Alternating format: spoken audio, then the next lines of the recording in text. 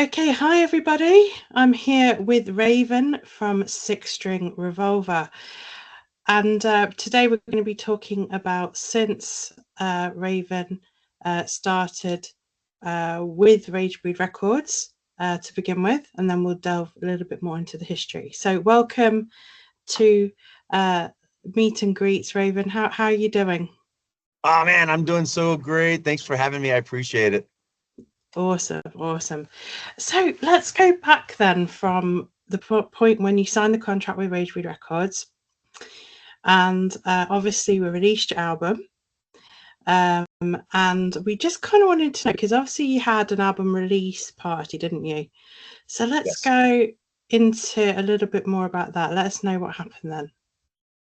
Well, first I got to tell you, after we signed the contract, we all went Mhm. out and we celebrated.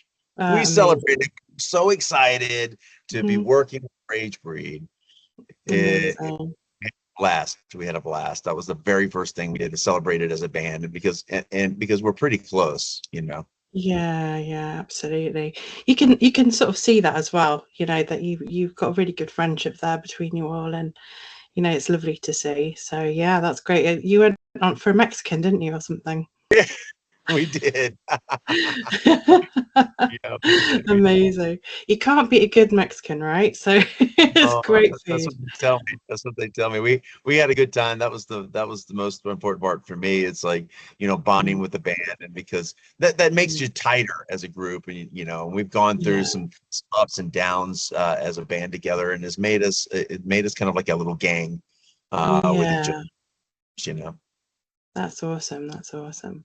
Okay, so you had a great time afterwards, and then so let's take it to the release day then. So the day of the release, we had everything out, Yeah. and it was all on Earache distribution and Ragebreed Records, and so let's talk about the day of the party then. So you had your release party, didn't you, on the Saturday? Um, uh, so what happened? Take us into the day, that the time that you woke up then on that day. What was it like? If you got a chance to watch the behind the scenes stuff on our Yeah. Facebook page and our Instagram page and stuff, I Mhm, got up bright and early, mhm, somewhere around 5 in the morning to start. And mm, everybody says that the lead singer, they don't do anything. That's mm, actually absolutely opposite in Six String Revolver. I mhm, got up, I got prepped, I packed the vans, we loaded everything out because when we perform, we want to bring a stadium show mhm, into wherever we're at. So we bring props, we bring lights, we bring the best sound that we can possibly have. So it took mm. all just to set up for that show, to get dial in the lights, dial in the stage props, and dial in everything. But what ended up happening is that we sold out the venue.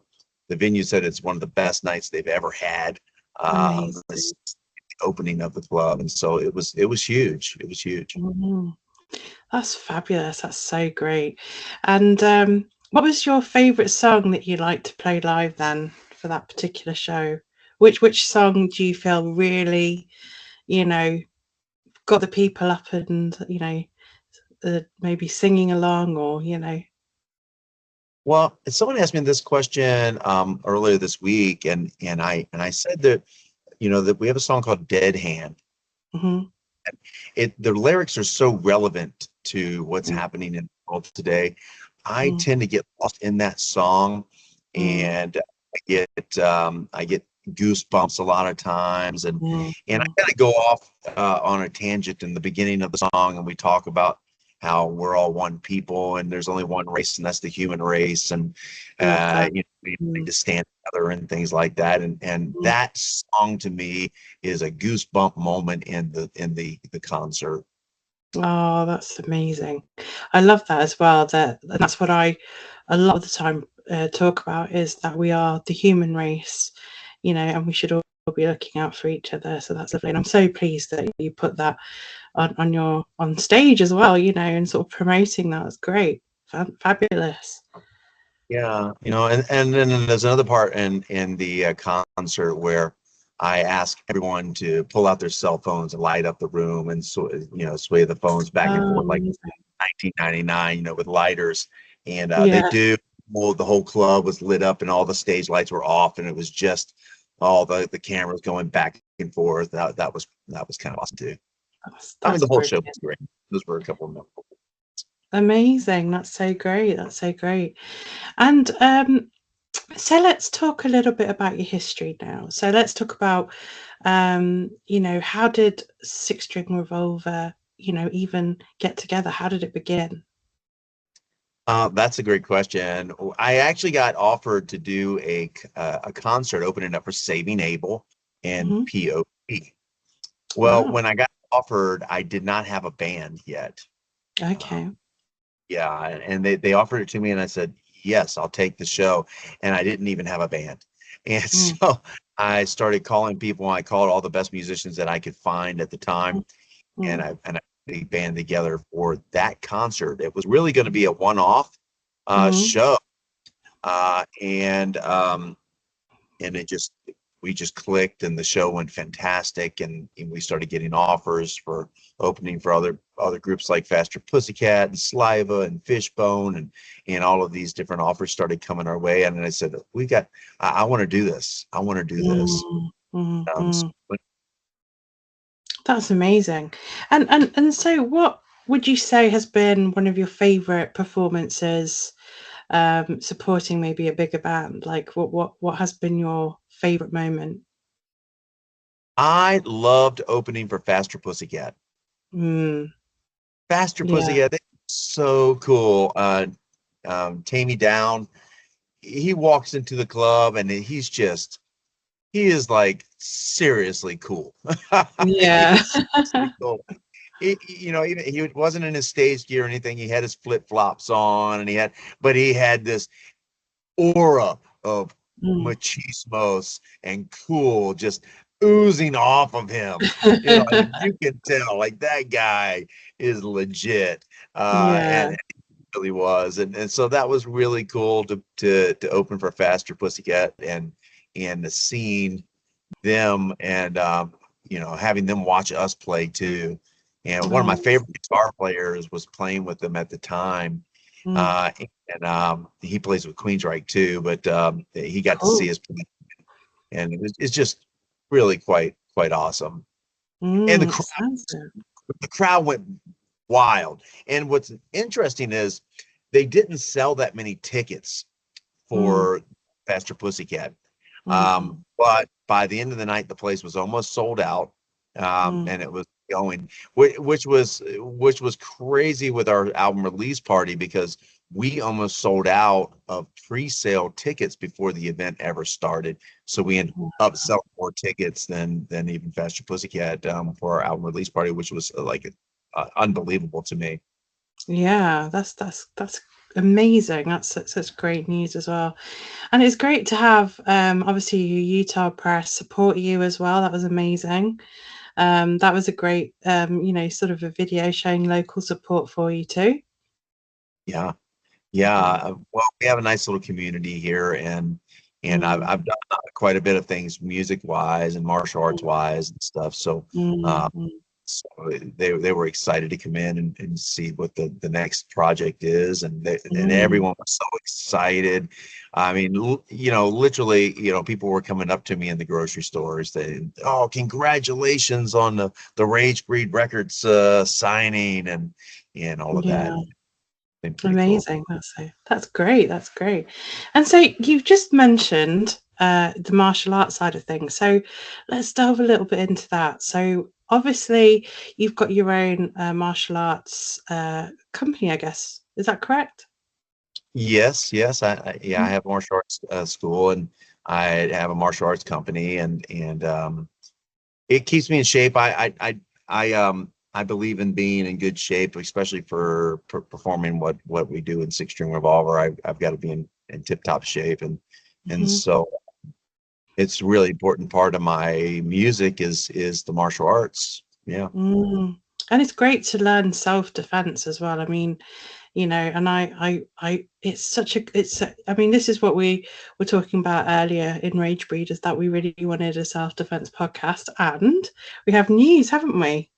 That Yeah. you're going to be doing a podcast with another person as well. Did you want to talk a little bit about that? Because that's releasing in June, isn't it? So, Yeah, it's releasing in June. I'm going to be doing it with Mark Tracy from Tracy Worldwide. It was a very famous. His family spread Kempo karate around the United States and the hmm world. Really, opened so many franchises. I mean, hmm his family is incredibly famous in the martial arts world, and so he's mm going to be co-hosting and maybe even doing it a time or two when I'm playing and not able to do it. Um, yeah, but uh, him and I are going to talk martial arts. It's called Keeping It Real, hmm and that's exactly what we're going to do. We're going to keep it real. We're going to play some music, hmm get some Ragebreed Records artists. We're going to check it hmm out. I'm going to expose Mark to some Ragebreed artists. Uh, and we're gonna talk about how music can sometimes be similar and is very helpful in the martial arts. I've mm, trained professional fighters, and I can normally tell the kind of music they listen to by the rhythm of their body and the way they move their body. yeah, So yeah. music, a big part of the training that I do. Amazing. That's so cool. And yeah, I mean, like, I'm so, it's so interesting to know, a little bit about what people do behind the scenes, from the music as well. So, getting to know who you are, the kind of culture that you're kind of, bringing into Ragebreed as well, because you're also doing a bit of life coaching. So you're doing Ragebreed Mind, Body, and Spirit, which is brilliant. I'm really digging the posts and the videos and stuff. It's very inspirational, trying to motivate people to do their thing, which is fantastic. So yeah, so there's a lot of things that you're doing, and it's incredible to see. And the other thing I wanted to ask as well is, in terms of members of your band. So let's talk about each member and like what their personality is like. Do you know what I I'd love, mean? So let's get to know the band a little bit. I'd love to. I'd love to. Where do you want to start? Guitar, bass, or drums? Oh, let's go from the guitar then. Guitar, my partner in crime, my very, very good friend Hawkeye Pierce. Mhm, Hawkeye is one of the most down to earth dudes, but he is the driving force. He's the six string in Six String Revolver. I might be the revolver, but he's the six string. You know, mm, he has the basic sound. He's a shredder type of mhm, guitar player, but the most laid back, coolest guy you're ever gonna want to meet. mhm, This is a guy you could hang out with all day long. He never gets upset. He never gets worried or concerned. He's always like, yeah, man, let's do it. Okay, yeah, and we'll be jamming amazing. something, and it can be just as stressful as can be, and not Hawkeye. Hawkeye is Mm, cool as a cucumber. He's another guy that walks into the room and you're like, that dude is cool, just like team me down. mhm. Yeah, It's just like that. that's so that's cool. That's cool. Yeah, and I get those vibes from him as well. Like, seems really chill, really cool. Just a nice guy. And yeah, like you can see that. You guys have got such a great connection as well. Um, but yeah, no. And what about the bass player? Oh, the bass player Ash. hmm Ash is Bill Ash Dent. hmm Ash is I would call him the Tony Stark of the band. The Tony Stark of the band. The Cool. Tony Stark of the band. He's the mad scientist of the band, if you will. I mean, he can play almost any instrument. He's multiple instruments. Yeah. Computer wise, he's the guy. I mean, he is your tech, your complete tech type of person. Very Mm, also laid back and very reserved until he gets mhm. on the stage. But I'm telling you Yeah. what, the bass lines that he writes for six string is like musical compositions all by themselves. You could listen just to the bass line and go like, wow, that's a great song because, Yeah. because he's all over. It kind of reminds me of like like a like maybe the bass player from Black Sabbath or the bass player from Led Zeppelin. Very Mm. busy and plain, very musical. Yeah, no, that's cool. That's cool. That's when you know you've got a good bassist. That's really cool. And so what about drums then? Monster. Like I call Mm-hmm. him Monster. His name is Robert Monster Cantu. And the reason why I call him Monster, Mm, before I get into his personality, you got to hear this story. The reason why I call him Monster, when he auditioned for the band, he came mm. in with three Monster energy drinks. He came in, popped one open, drank it. I was like, all right, cool, no problem. 30 minutes later, pops another one open and drinks it down. I'm like, that's two energy drinks in less than an hour. He Yeah. pops a third energy drink and drags it down.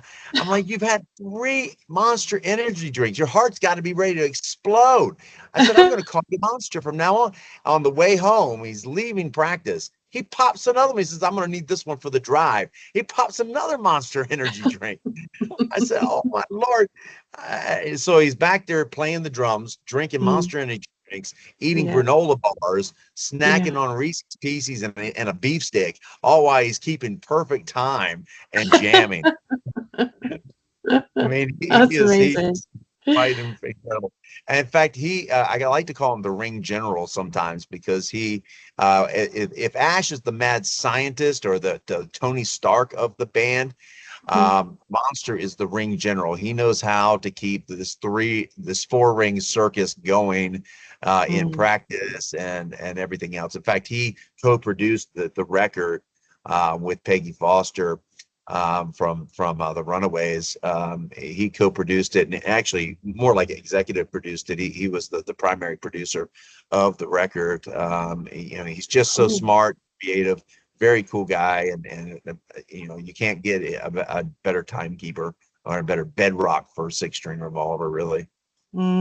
No, it sounds like you've got a good bunch of people there, and unique personalities, which is great, and it's great to see. And so another question, I guess, what would you say has been your personal influences in terms of music? My personal like what got me into music. Yeah, what would you say is like the bands that you totally dig and has influenced you as a singer, I guess? The very first group was The Doors. Oh, nice. Yeah, great band. Yeah. Yeah, I saw Jim Morrison on a videotape that I rented from the library, Yeah. uh, and Doors live at the Hollywood Bowl. And I watched that video over and over and over again, and I was mesmerized by Jim Morrison and his swagger. Yeah. I loved it so much. When I took the video back, I rented the book. No One Gets Out of Here Alive, the Mm, biography of the Doors and the Jim Morrison, mhm. and and I was hooked from that minute on. I wanted to be Jim Morrison. Uh, Oh. I went out and bought leather pants. I bought a white shirt like Jim Morrison. Mm, I walked around like Jim Morrison. I started reading William Blake and T.S. Eliot and all of mm, these books that Jim would read. I mm. started writing poetry and writing Amazing. songs, all of Mm, that. And then then I heard Guns N' Roses and how Axl was like, he just had this unique voice. He had like four voices he could do. yeah, definitely. Yeah. And I was like, how does that guy get this voice? And then he sounds like this. It sounds like two different people. Then a third voice and then a fourth word voice. I Mm, was unbelievable. So really the Doors and Guns N' Roses and so many other bands like Queensryche and mm. even some heavier stuff as well. But that really sparked my interest or light my fire, if you could say, Yeah. with music. Of course, there's newer bands, like all kinds of new bands that I like to. Mm. As well. Yeah, no, that sounds great. And I was and just what listening and to go on. Valentina, because you mentioned something about Kicking Valentina, and I'd never heard them before, but I've been listening to them all day long. Amazing. Yeah, yeah. Great band actually. Yeah, they're really good too. So fingers crossed for them and but we will let people know about that later on. Right. I um didn't. Not trying to spill the beans. Not Transylvanians, yep. But yeah, no, I mean, I'm very excited because I feel like the record is an amazing record. It's got some incredible tracks on there, and you know, it's just incredible music. And I think people that haven't heard Six String Revolver do need to go and check them out because they are absolutely brilliant. Um, so let's talk about what's next week. So obviously we've got the album out. We're going to be getting you some interviews and things like that. But you recently had a couple of interviews, didn't you? So do you want to talk a little bit about them? Yeah, they've been very receptive. You know, I just did Dangerous Dogs Radio, Wild Dogs Mm-hmm. Radio, and Mm-hmm. Dangerous Dogs Show. They were fantastic. What a great group of guys, and they loved the album, and we had a good time talking about it. Hopefully, we get some more Ragebreed artists on their show. Mm-hmm. Then Lollipops, Lily Pops, I think it's called. Lily Pops interviewed us, and that was quite detailed, but it was a lot of fun. It's neat to be able to talk to people about what's up with the music and behind the scenes. One of the questions was that I really appreciated was, what are the songs about? Because they're actually pretty deep to me. And I Mm-hmm. said to them, I said, to me, it's art, right? And art, like a Van Gogh painting, needs to be appreciated any way you want to interpret it and Mm-hmm. appreciate. So the songs are kind of like whatever you think they're about. They're about something that's very specific to me. Mm-hmm. But if I tell you what they're about specifically to me, then you're going to be limited in your interpretation, and I don't want to limit anybody in their interpretation of what they feel like the music is about. No, I hear you. So it's all about perception, isn't it, and how they listen to it and how they derive it to their personal experience potentially. Yeah, no, that's really cool. So let's talk about like, so how often do you guys practice? Is it every day or is it every week or is it every, month or? It's once or twice a week, Hmm. Hmm. twice a Cool. week. And yeah, and you do that in your studio, don't you? So you actually have your own studio. So let's go on to this then. So the studio that you have has been built up to obviously rehearse, but also you record bands, right? Yeah. Uh-huh. I work with other bands, and I help them. And I just started working with this new thing called, maybe I shouldn't spill the beans quite yet, but I just started working with a new music school to Cool. help younger performers, giving them information and teaching them how to do things. Because there's so much more than just learning how to play your instrument. Of course, you've got to be really great at that. Mm, Um, there's a whole marketing side, there's a whole performing side, entertainment mm, side, the recording side. There's the music business side and the publishing side. mm, And there's so many things in the music world mm. that we need to know about. It's so much more than just playing your instrument, and so I'm trying to help people with those type of things. Yeah, absolutely. And we'll also be doing, so you're going to be affiliated with us as well, and we're going to be putting some of your studio prices on there as well. So we're going to be getting some business for you too. And, I think it'll be great because I think we get a lot of bands that do want to work with us. And I think the beauty of having people on board with Ragebreed, I mean, even our bands, people who are in the bands and stuff, we all tend to find out skill sets and then we all work together and we all grow together and it's like a rise together. It's like a big family, like an international big family. And I love that because if you can kind of help each other grow, it's just an amazing thing. One of our things we say is rise together, and I think that's a beautiful thing. That's one thing I've really noticed and appreciated about Ragebreed up to Mm, this point is the communication with the other bands, and mm, the bands kind of reaching out and supporting each other and things. mm, So I appreciated that, and the staff that Ragebreed has been very cool. And I've got to tell you, I've been on Universal Music Group, and mm, they were nowhere near as dedicated and friendly and mm. even as busy as Ragebreed is. Yeah, I mean, I must admit, it seems to have really, really grown very, very quickly as well. And we're kind of, obviously, we're launching a booking agency as well and things like that. So we're going to be getting involved in your bookings and, tours. And we've got bands. I think we had something like, now let me think, there was about 30 bands that wanted to be on an event that we're going to be putting on just in like literally 2 days. And then that's just like from something that we posted about. And then we've just had hundreds and hundreds of bands want to be signed to us or through our, the booking agency. So I'm going through emails frantically, hoping that I can reply to everyone. But yeah, it does get very busy. But I think the beauty of it is I think people are starting to recognize that, and do recognize that we work really hard for our artists and it really is genuine. It's not, we're not sort of like this person that just wants to be above and try to, not talk or communicate with their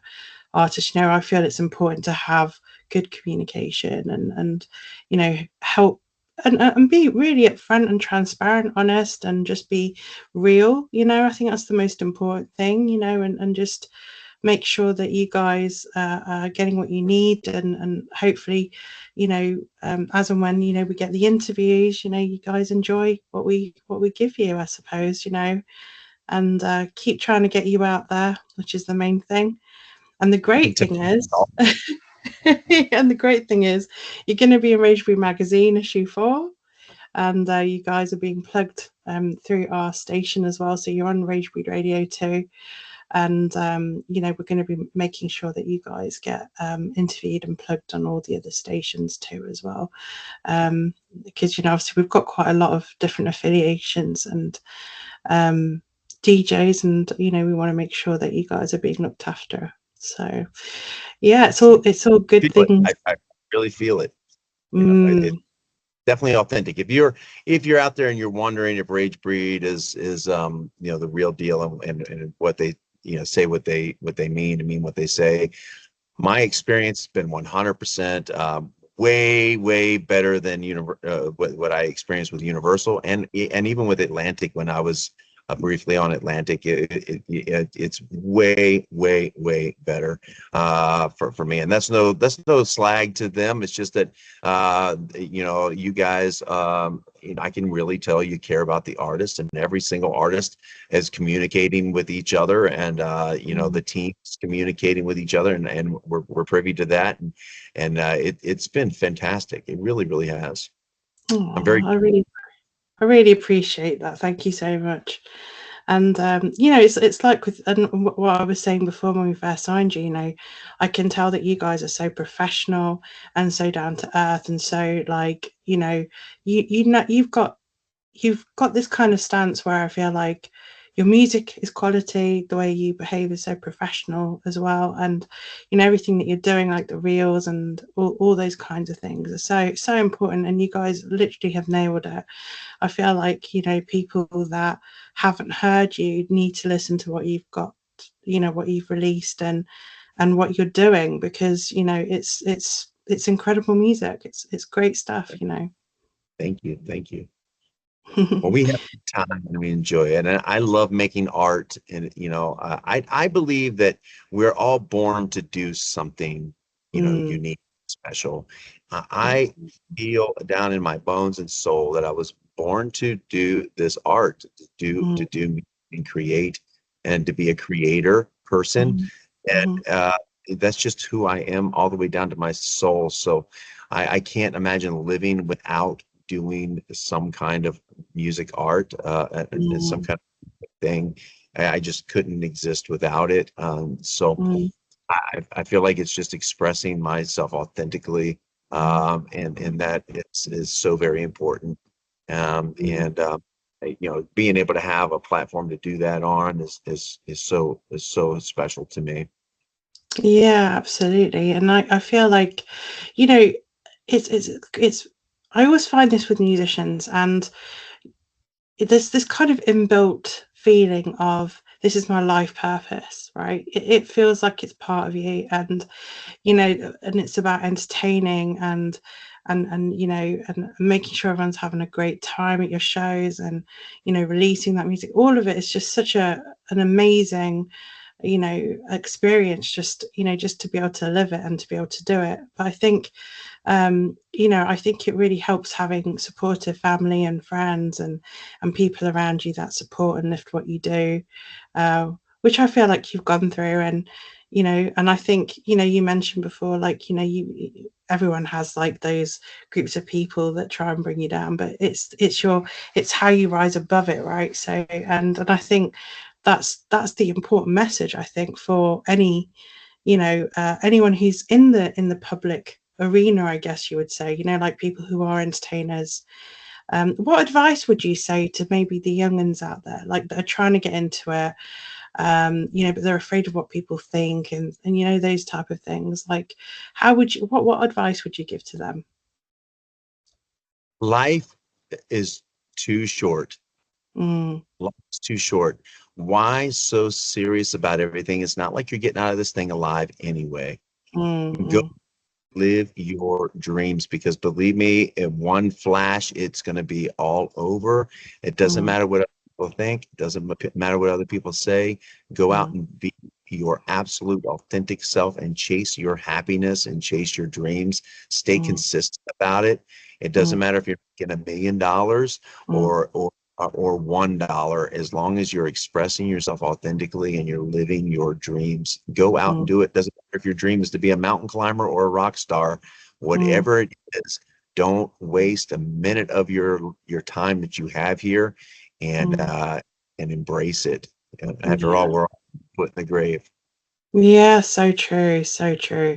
And that's exactly what I sort of teach as well. As well, it's about living your dreams and going for what you truly want. And then you can say, like on your deathbed, oh well, at least I went for the things that I went for, at least I tried to do those things. And it's a great thing. It's fantastic.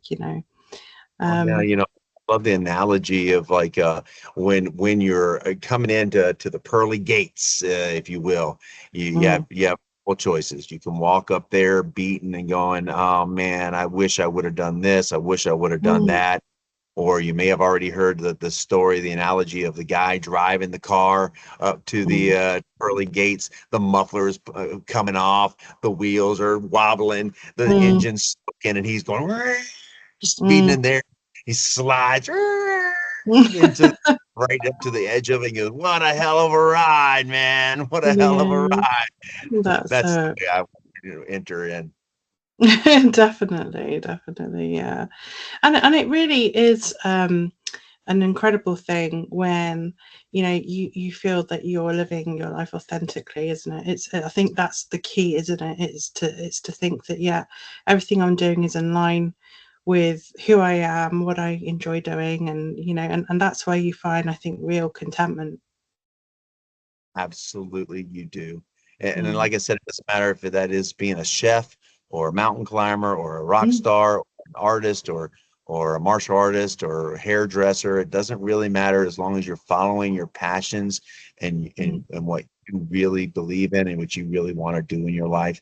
That's mm, where you're going to find happiness. One of my teachers always said, Raven, the meaning to life is three letters: FUN. mm, Have fun while you are here, because mm. life is too short to be miserable, sad, and upset all the time. Yeah, definitely. And it's making sure you kind of look after your mental health and choose correctly and have the right people around you. I mean, I think it's such a lesson for me as well, because I mean, I used to just kind of have all kinds of people coming into my life and not really being selective, and then would get burned quite a lot. And I think it's so true, where you've got to, really think about the people you're letting into your life and enjoy life with people that respect you and lift you, and those are the most important things, isn't it, really? Because without that, what's the point if it's just going to be around negative, draining people and things like that? It's good to be around people that are positive, uplifting, want you to win in life. I call them diamonds. Diamonds, yeah, yeah. Mm, Well, and I like to think of it like, um, drains and fountains. mm, There are people in this life that are fountains. And a fountain does several things. It flows, it grows, it creates life. It's beautiful. It is the source of a movement, a fountain. It moves life water around. A drain only has one purpose in life, and that's to suck. Yeah. So if you're a drain, you can go suck somewhere else, and you're not going to be suck. You're not going to be around me. I want to be around a fountain. I love that. But my analogy is like glass, and then so they like pose as diamonds. They might be trying to shimmer, but actually they're there to break you, And then there's diamonds that are actually real, and they shine, and they want you to shine too, And that's the difference. The glass want you to break, and they can shatter themselves, whereas the diamonds are the ones that are actually, as they say, diamonds are forever, strong bonds, stability, all that kind of stuff. So yeah. No, I That's like right. that. The fountains and the drains. That's a good analogy. And it's so true as well. Yeah, I try to stay away from the Drains drains. They suck. suck. Oh, that's amazing. That's so cool.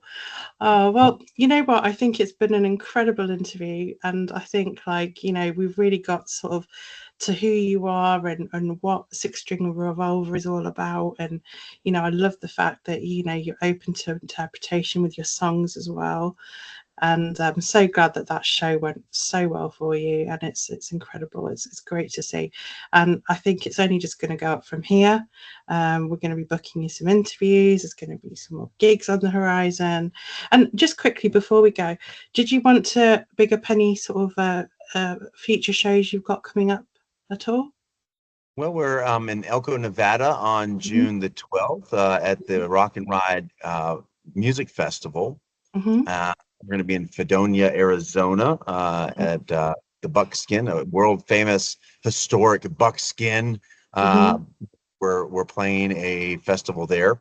Mm-hmm. And we're going to be at the Casablanca Resort for the Casapalooza. Then we are, I don't remember where we're going after that. I think. That's all right. Well, you've got plenty of gigs coming up, and if people want to check it out and see what they've got going on, do like them on Facebook and follow, and check out the website, which is sixstringrevolver.com, where there's a link to the album, or it leads you right to Ragebreed Records, where you guys can pick up the new album and one of our amazing. new t-shirts. Yeah, definitely. Absolutely. Okay then. So thank you so much for the interview, and we will be in touch soon. And thanks for everyone for listening in. And remember, please do go check the band out. They're really, really good. Check out. You can buy hard copies from www.ragebreed.biz. There's a link in there in our online store, including merch. And do go check the band out. Follow them on all the social media. They're absolutely awesome. So thank you so much, Raven, for this interview. It's been amazing. Thank you. Awesome.